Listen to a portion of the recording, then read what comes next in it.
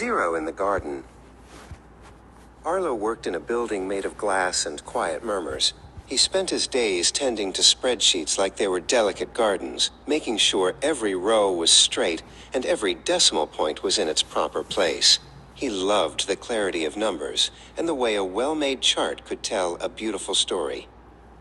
Across the hall sat Vesper.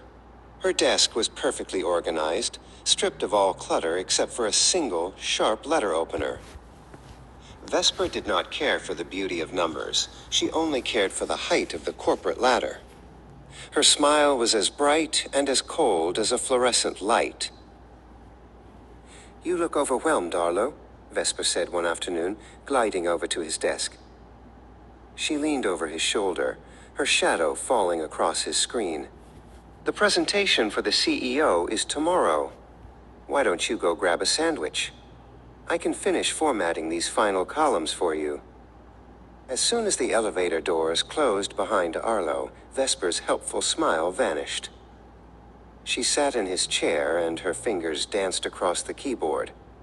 She didn't delete his work. That would be too obvious.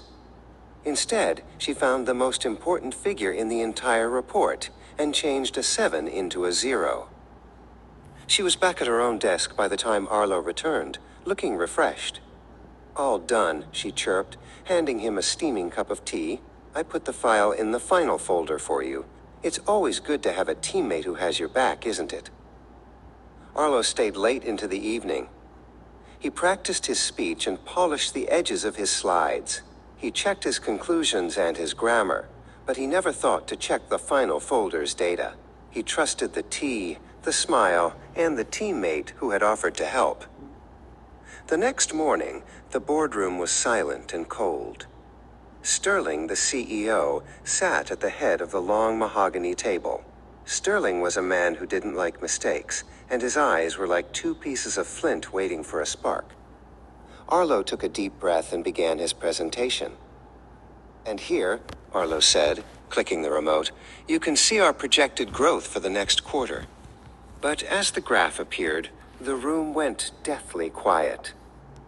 The line didn't soar toward the ceiling. It plummeted toward the floor. The 0 Vesper had planted had turned his garden into a wasteland. "Oh dear," Vesper whispered, her voice carrying perfectly across the room. She stood up smoothly, holding her own laptop. "Sterling, I noticed some inconsistencies yesterday and took the liberty of preparing a corrected version. It seems Arlo's data was tragically flawed." Sterling nodded in approval as Vesper took over the screen. Arlo sat in the shadows of the fluorescent lights, his heart heavy and his mind spinning.